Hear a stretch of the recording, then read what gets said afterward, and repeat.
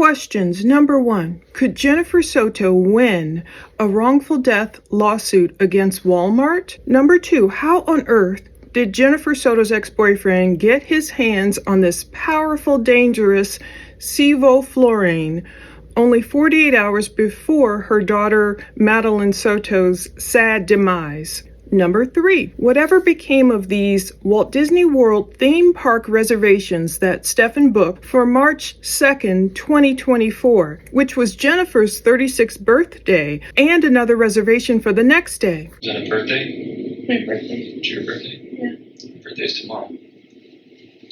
Right. Today's the 1st.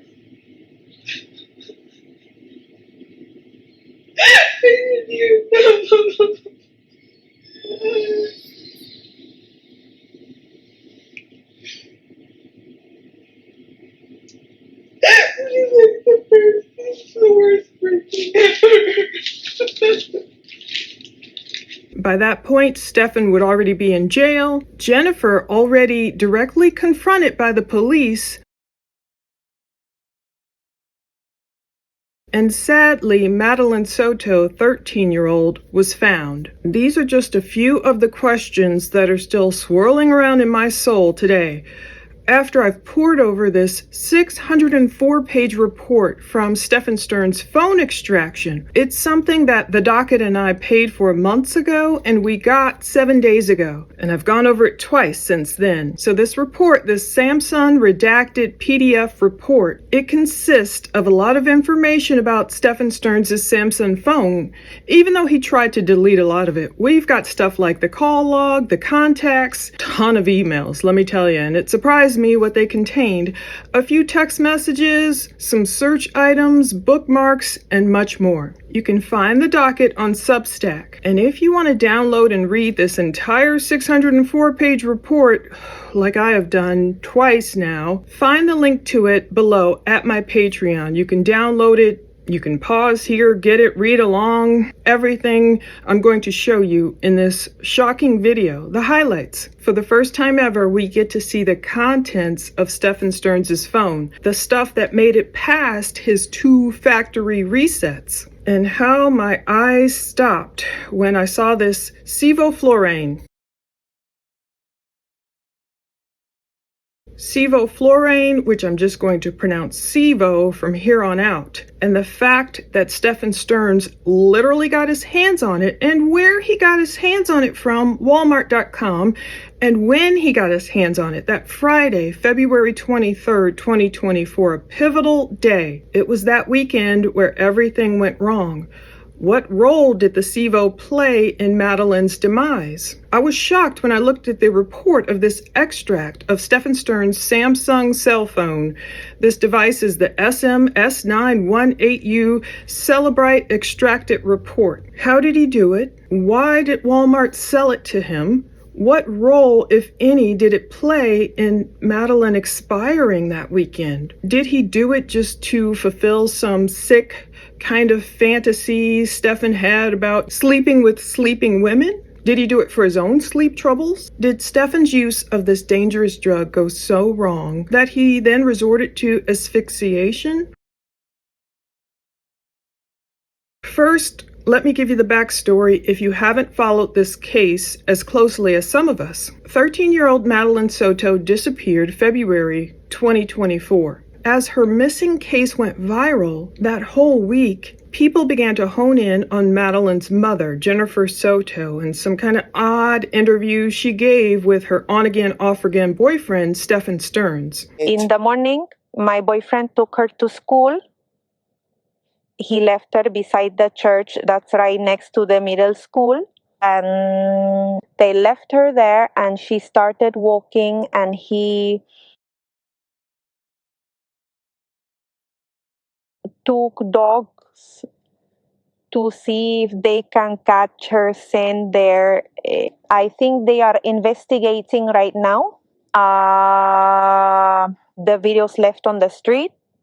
There's a video of a church next to the school where they believe they see my daughter. What does your mother's instinct tell you? In my heart, someone was given to me, my daughter. because it's not normal for her to just go away, to run away. She's not that kind of person. Please, I just want her back, safe and sound. That's all I ask for. People knew from that first week something's wrong, something's rotten in Denmark. Now, tragically, Madeline's body was discovered in Osceola County in St. Cloud, Friday, March 1st, 2024. Stephan Stearns had previously been arrested that Wednesday. Ultimately, he pled guilty to her demise. But through the whole thing, he's played coy about Maddie's last moments. We did not get this truth that his phone records reveal. Who was that one detective who told Chris Watts about his mistress?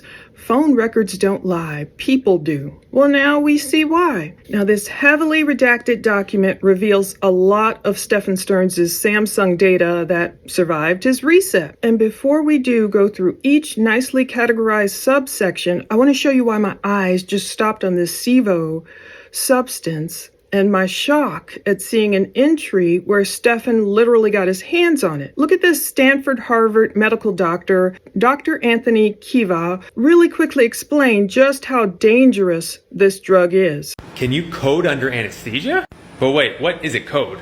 A code is like when you're pretty much dead. Your heart, brain, lungs, nothing's working in your body. All of our anesthesia meds, like our gases,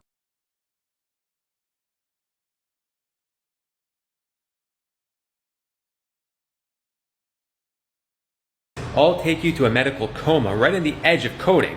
That's why we ask you so many questions about your medical history and your heart health and have medications like epinephrine on hand so we can resuscitate you if you code during surgery. And yes, for all of you who ask, epinephrine is the same as adrenaline. Alrighty, there you go. I've had surgeries before. I've had propofol, that's, administered through an IV. Best sleep of my life, I was in an operating room where they have stuff to revive you. It's amazing to see that this Sevo that can be inhaled, which I'm sure some doctors are probably, wary to use it, was in the hands of Stephan Stearns, some yahoo who used it for what purpose? All right, let's get started.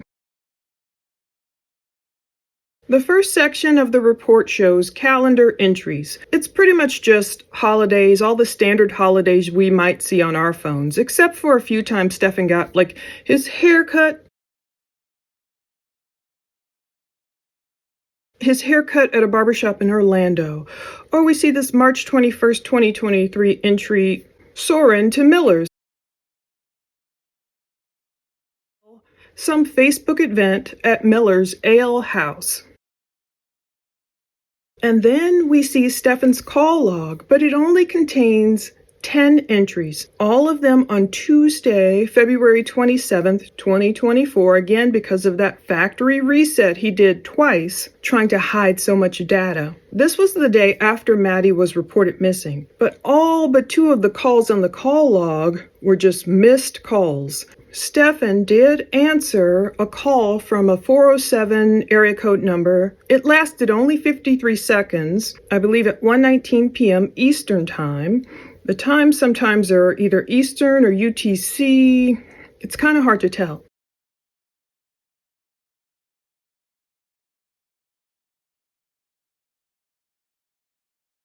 Another call was one from his dad at 1:32 p.m. Eastern. It's listed as 6:32 p.m. UTC time, so I did the conversion if that's correct. It was less than 2 minutes long. Stephan's dad had already called him twice that day, and Stephan finally answered. That would be the day before Stephan was brought to jail. As far as text messages, there are only 3 left. Stephan's dad had literally texted him, "Did you meet with a detective on that Tuesday around 9 p.m. or it could be 4:02 p.m.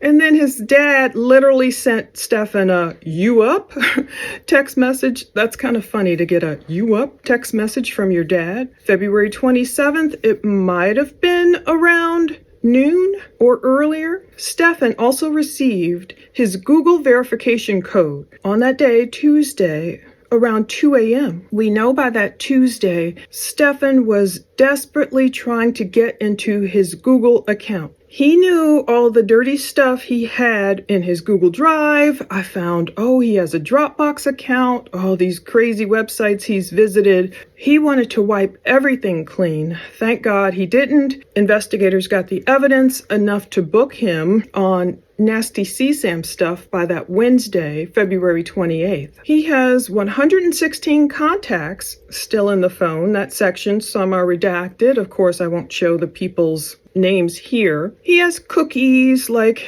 all of us might have on our phones, stuff from Google Play Services, Maps, some FedEx sessions, YouTube, mostly redacted from that Tuesday. There are device events, 8 of them. It shows he was powering on his phone February 28th, 2024, probably the last time he ever would, at 2:46 a.m. UTC -5, so I don't know if they're giving me the time in ET or UTC, so I'll just put both. He had powered it off 2 minutes earlier, and then we see those famous factory resets Stephan had done, trying to be clever. On Monday, February 26th, the day Madeline was reported missing. I think this is the actual time here, 12 p.m., around noon.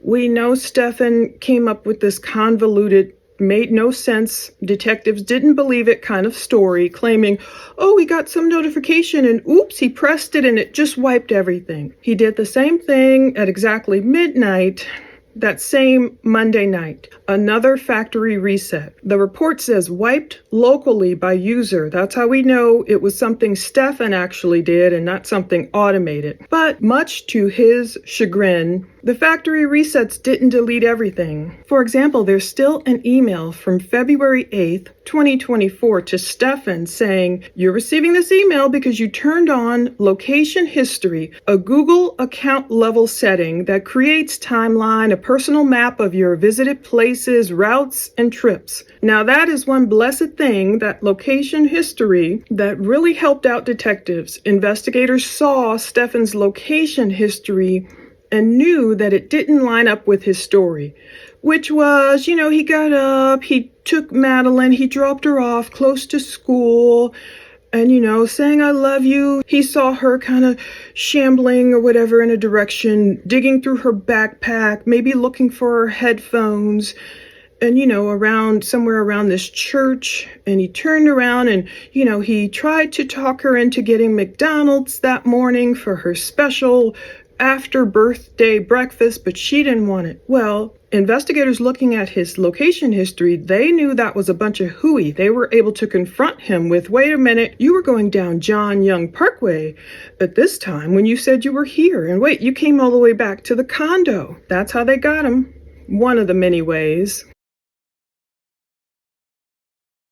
Emails. Here we go. There are 1,388 of them. A lot of them are just spam stuff he didn't even read. And let me tell you, some of them include websites Stephan must have visited and frequented that you do not want to click on. Believe me, I made the mistake of clicking on one in the name of research to create this video, and I was like, I'm not going to click on any more links. I'm not going to click on any more websites that creepy Stephan has in his email. Believe me, you don't want to see that stuff. At least one of them, I don't even know if I can mention the name, which I shouldn't, but it looked like the women were of age at least. But still, be careful with this monster's emails if you do download the PDF. Now, of course, a lot of stuff is redacted. You're not going to see Maddie. You're not going to see any children, nothing like that. But you can see he's visited, websites that are hawking these realistic type doll parts that his mom found in his room where she was screaming at the police, telling them what she found. She was so upset. I know what I found.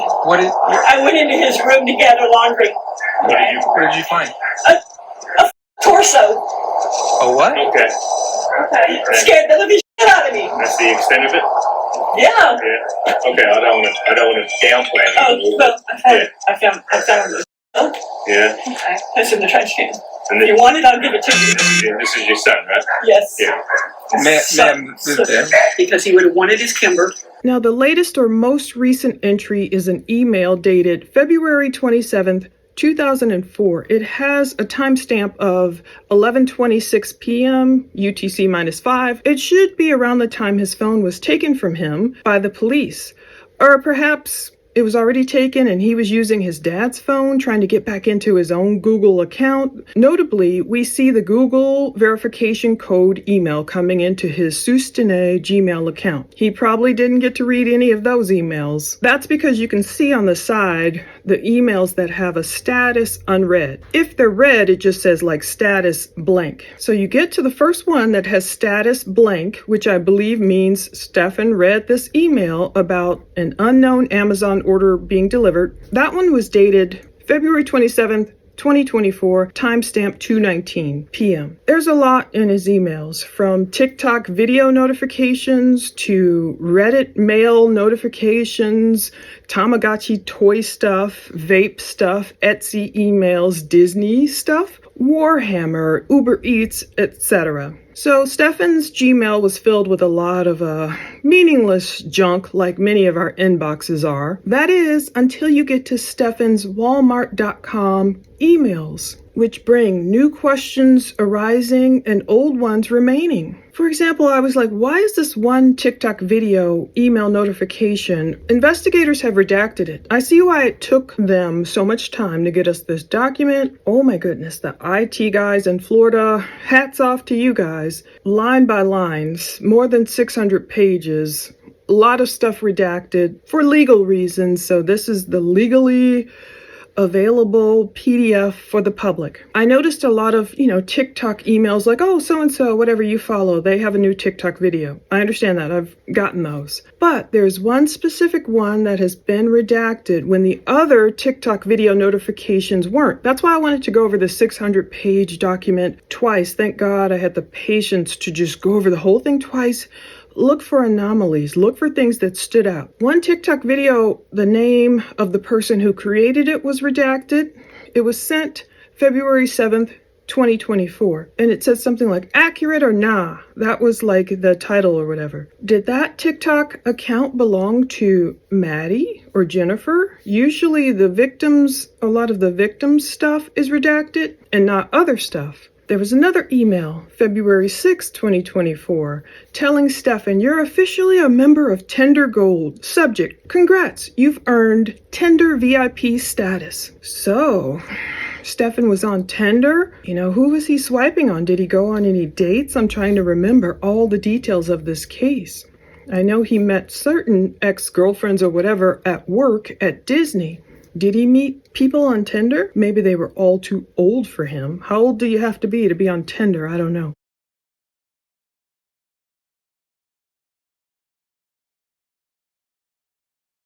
But you don't see many emails being sent from Stephan to other people. There's this one on February 1st, 2024, something about weapons, of course. Ruger, is that how you pronounce it? He's telling someone it's a more budget-friendly brand. It's still reliable. He's owned Rugers in the past.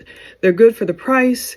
He's telling someone I would consider them towards the lower end of the middle market. Other things I found out before we get to the shocking Sevo stuff. He had a Twitch account.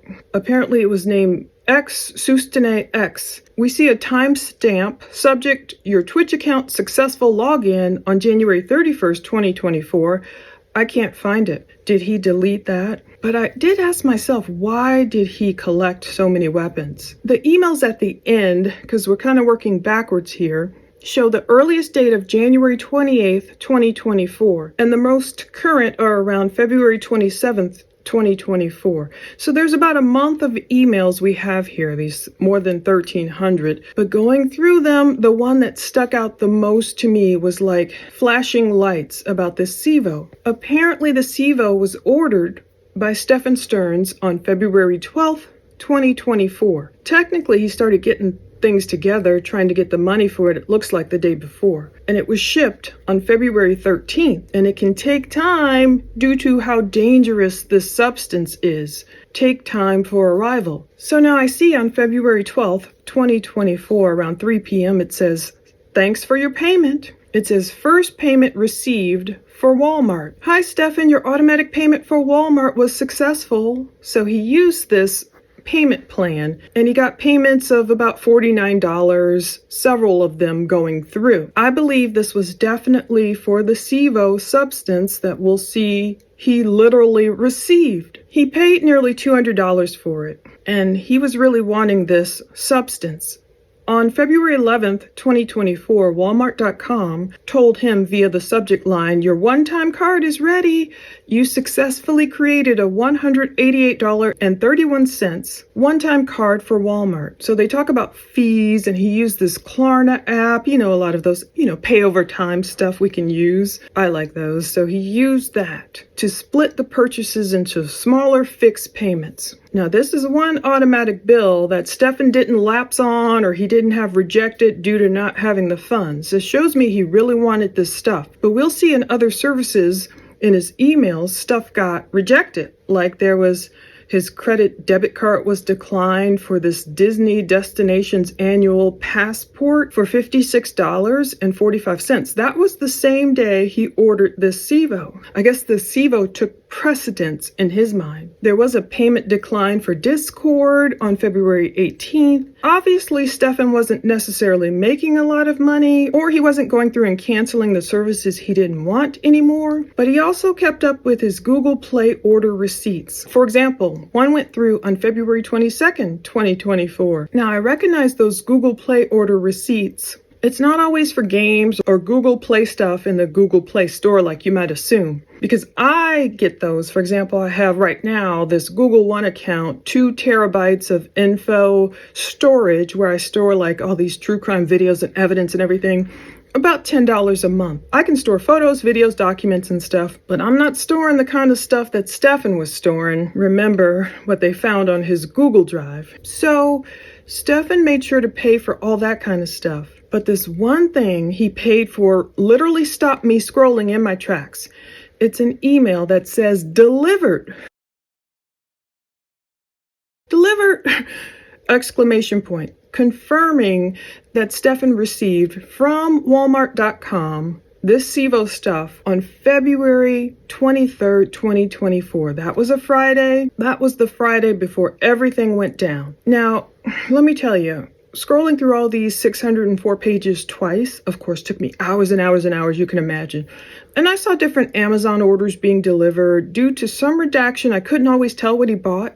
Sometimes they wouldn't redact everything. Like I saw, he bought a turbo cat scratcher toy. Ironically, that was set to be delivered Tuesday, February 27th, one day before his arrest.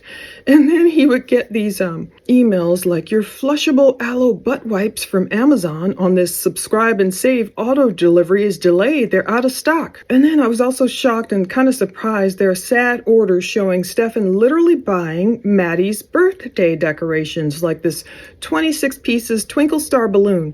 He ordered that February 18th, 2024. It's amazing. It looks just like the balloons in one of Maddie's last photos. I matched them up. I was like, wow, those are the balloons at her party. He ordered those February 18th.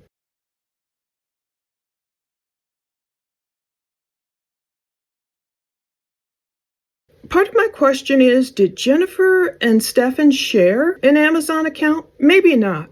But I always found it odd that he ordered Maddie's birthday decorations. Like the balloons, you can't always see where they were shipped. Did he order them and maybe just ship them to the condo? By this point, Stephan was living with his parents in Northport, Florida, and Maddie and Jenn, her mom, were up in Kissimmee, Florida. Again, he ordered more birthday decorations, an Amazon order of golden number redacted birthday. I know that means 13, golden number 13 birthday. They redacted it because it deals with Maddie, the victim, turning 13. It was shipped on February 19th. It was supposed to arrive February 20th. Decorations for Maddie's 13th birthday party upcoming that weekend. Why did Stephan order these in his account? I just find that so odd. Did Jennifer ask him to do that? Or did Maddie? I don't know.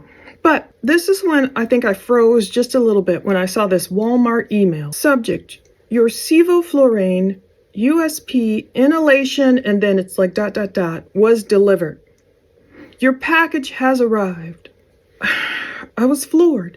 Now, we know previously from pouring through all those investigation documents, and we'll see his searches, he searched for the Sevo And he searched for stuff like show up in drug tests and all this stuff he Googled in the weeks leading up to Maddie's disappearance. But this is the first time I've ever seen confirmation that he had this dangerous liquid in his possession. And he got it from Walmart.com. I was bowled over. So his email, this timestamp of Friday, February 23rd, 2024, 5:35 p.m., it says, look, your package was delivered. It has enough info in the subject line to let us know it was this substance he'd been Googling. I have so many questions. Was this sold via a third-party seller on Walmart? That's one thing I asked because I had to say, whoa, could Jennifer Soto or any of Maddie's family members literally sue Walmart for providing such a dangerous substance to this guy who just orders it online? It's not for home use.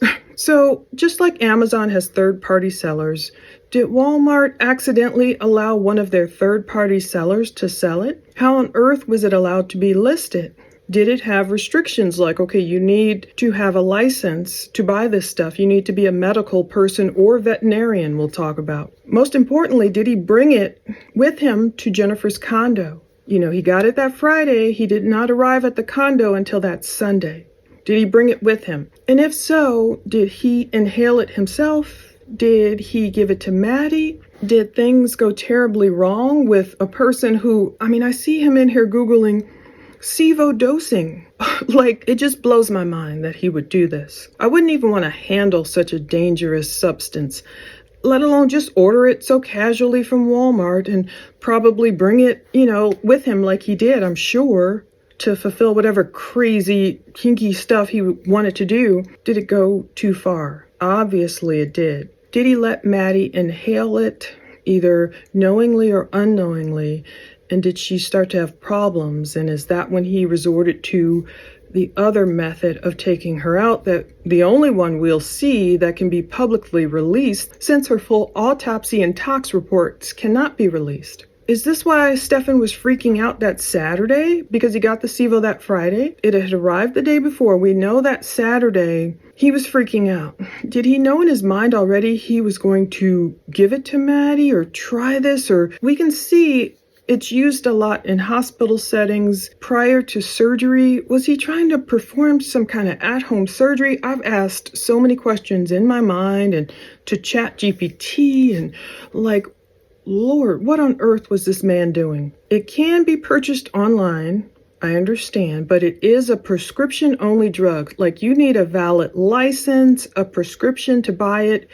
It usually runs about $100 or more for a 250 milliliter bottle, or it can run up to more than $300 for larger vials. It depends on, where you get it. But can you imagine if Stephan did, which I believe he likely did, took this stuff up to the condo like another one of his, you'll see the substances he Googled. So just something else he thought he could play around with, not anticipating things going so wrong. We'll see how he had purchased those Disney reservations for the following weekend. As they talked about, they planned to have just a fun week. They didn't expect all this stuff to go wrong. Was this really deliberately thought out and planned for a reason? Was it just for a specific nefarious purpose? An at-home surgery? What was he planning? And did it go so wrong and he decided to do the rest of what he did to Maddie? But can you imagine him bringing this dangerous stuff up to room number 4 in that condo? Now, he did buy this and search for it during a controversial and mysterious few months. Unfortunately, Stephan had been brought into Maddie's life many years before.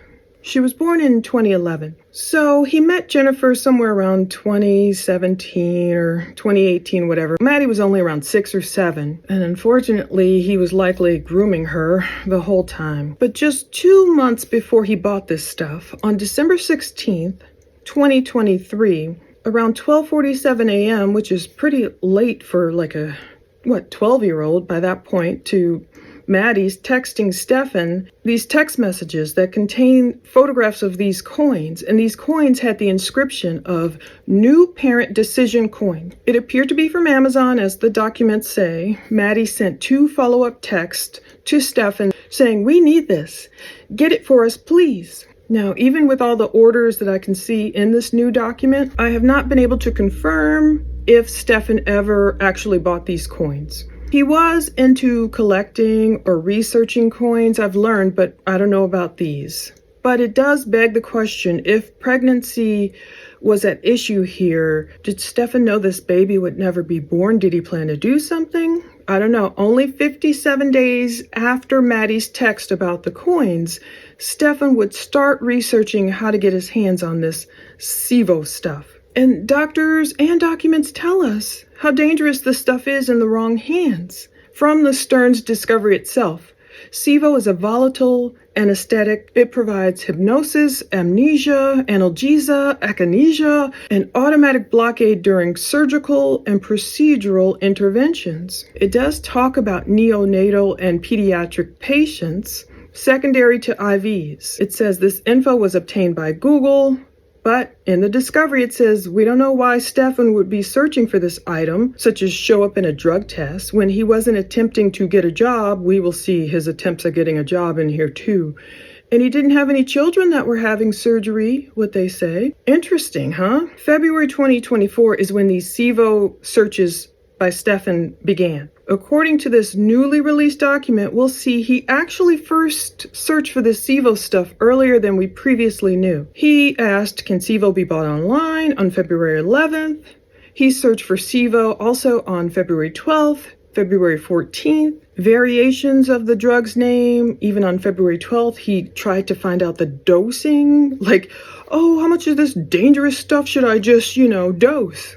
With no medical degree, no training in this. He even had variations on Valentine's Day, February 2024, of that search. Now, between those two dates of searching, the substance was actually shipped to him. It was shipped out on February 13th. A lot of the email has been redacted, but it shows, yes, he read that email, it was shipped. It may have taken, 10 days to get to him because there's a process, but my goodness. Now, an hour later that same night when it was shipped, Stephan's emails reflect that a new Windows device just signed into your Dropbox account. So there's a lot of stuff where he would just kind of sign in to new stuff, and it's talking about keeping his Dropbox account secure. That's where you can store a lot of files like videos and stuff. It talks about Dropbox for S mode, Dropbox Lite for Windows in S mode.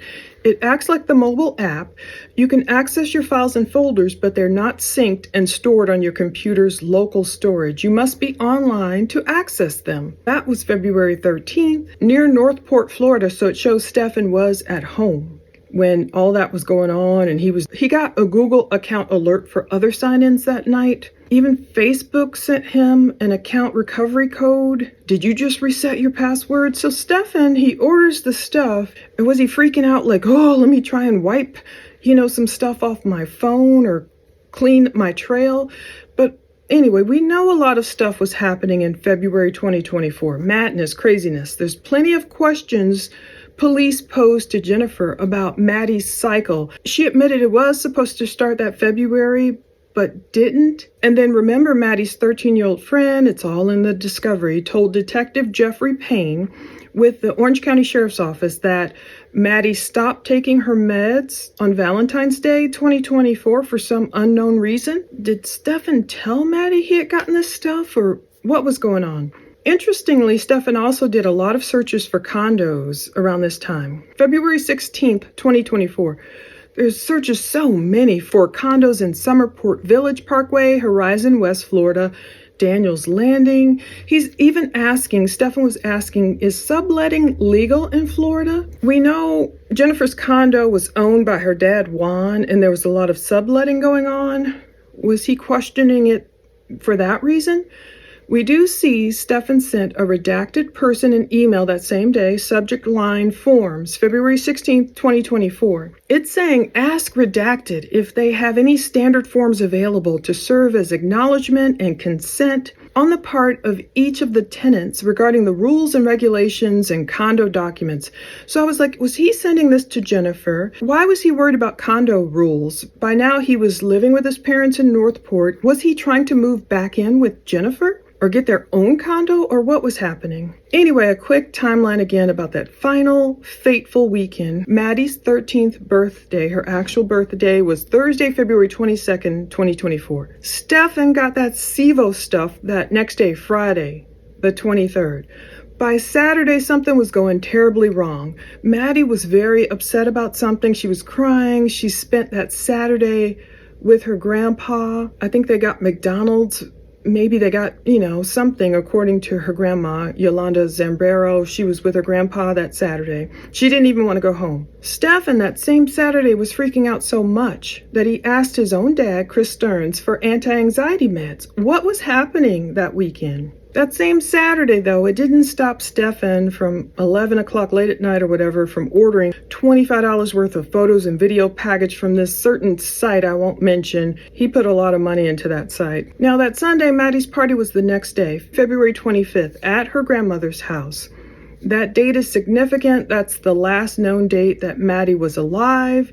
That's the same Sunday that Stephan headed up to Maddie and Jenn's condo from his parents' house, in my mind, probably taking that dangerous Sevo with him. Was it ever recovered? I was trying to go through the evidence photos, even the redacted ones, to see if I could find a bottle that kind of looked like it. We won't know if it was ever in Maddie's system. But Maddie's aunt did drop her off at her mother's house, the condo, later that Sunday evening around 8:30. Last time anyone knows that she was ever alive, Maddie was reported missing the next day, Monday, February 26th, 2024. And then by Friday, sadly, March 1st, 2024, Maddie was found. And ironically, that next Saturday, March 2nd, and that Sunday was the day that Stephan had those Walt Disney theme park reservation confirmations. It shows he had booked it March 1st and March 2nd. March 1st, Jennifer's 36th birthday. In fact, remember in her interviews where she's like, what? Oh, tomorrow's my birthday? Was that the fabulous weekend they all had planned to be together? And why didn't Stephan bring more clothes? Maybe he just was the type to wear clothes over and over again if he planned to stay there the entire week. But I'm wondering, did Stephan use a vet's license, a veterinarian's license to get this drug? It's so powerful. It's supposed to only be administered to people who are literally trained in general anesthesia, using all this specific method, not for at-home use. And resuscitation tools must be immediately available during its use. It has to be stored, specific way. It's not for human home use unless you are a licensed veterinarian. So I'm thinking, why was he able to buy it? Did Stephan somehow steal some vet's credentials to order the stuff from Walmart.com? If not, I think Maddie's loved ones could have a lawsuit on their hands if it contributed literally to Maddie's demise. We know it's all Stephan's fault, of course.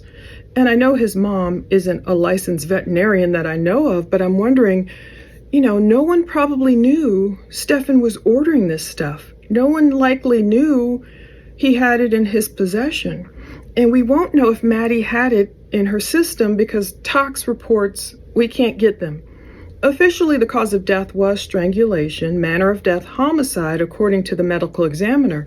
But we can't see the full autopsy or tox report details. They haven't been publicly released. They are confidential under Florida law for a minor's death related to violence. And that's what I was told too back on April 4th, 2024, when I requested them. Now, for the rest of the document sections, there's a Form 1 showing all the stuff that Stephan might type into, different forms, passwords. One entry shows he entered an annual income of $35,000 on July 1st, 2023. Did he really make that much? And he wrote again on January 17th, 2024, I wanted a realistic torso doll with realistic tunnels. Crazy stuff. Curious queries saved, women's names. There's all these installed apps you would expect, like Google, YouTube, phone apps. Purchase date, there's network connections. Very interesting network connection on February 28th, 2024. I guess around midnight or earlier. It says native Wi-Fi, but the road position is redacted. I was like, oh no, I want to see where he was. There's all these search items, more than 3,000 search items. The most recent was February 24th for this tome of cold weather flying, how to fix audio, FaceTime cutting out on February 20th, February 15th, Chrome, suggestion, Adderall, make you emotional? Same day, lots of bipolar mania, questionnaire type checks. Does Lowe's drug test on February 28th? How long is this psilocybin detectable on February 4th? Those are shrooms, and it could make people kind of go crazy. Anxiety, paranoia, did all this stuff factor into why Stephan acted the way he did? Disney jobs he was searching for? He was searching for his little Solo lotion. Can you own a gun after being Baker acted? Was he Baker acted ever, like a 72-hour hold? He's looking for hollow plugs, well-known books of the occult, Mr. Christianity now. Love of one's fate, Amor Fati, very interesting search. 4K spy camera, January 11th. Does alcohol help pain relief? He searched for in December 2023. Disney benefits, December 20th, 2023. Was he losing his job, wanting his benefits? I miss you gift, funny, December 12th. Is that when he left the condo and he was sending that stuff to Maddie? Certain locations are redacted. There's a bunch of user accounts. I saw this Echo Home Villages where he worked with Jenn. It was created, the account, Valentine's Day 2018. Maybe that's when he met her. User dictionary stuff, web bookmarks, data file extractions. I don't see the Telegram app anywhere, but maybe it was redacted. Why such a drastic purchase and life-ending decision? What really went wrong there? And would anyone ever, like Jennifer, file a lawsuit against Walmart? Would she win it? It depends. If Walmart illegally sold that prescription-only drug without a valid prescription to Stephan, possibly she'd have to prove negligence and all this other stuff, which led to the loss of a child, which I don't think Jennifer will actually ever do, because that would open her up to discovery and more questions. What do you guys think? I want to read Psalm 37:12 through 13. The wicked plot against the righteous and gnash their teeth at times, but the Lord laughs at the wicked, for he knows their day is coming. Thank you for watching. I know we have more stuff from Florida coming, but this stuff really just took me by surprise. And it made me I tripped out over Stephan's hubris. And did this lead him down this road, this dangerous road of this dangerous substance? What was his purpose? Anyway, I hope he is repentant now. I hope his mind state is totally different than what it was. And if he's clean in prison, and if he has his mind, renewed by Christ, maybe he's thinking better now. Maybe one day he will tell the truth. We didn't know he actually had this stuff in his possession. Thank you so much for watching all of this. And again, I know we have more stuff coming. It takes a long time for them to redact and get it to us. Stay tuned for this case updates and many others. Take care.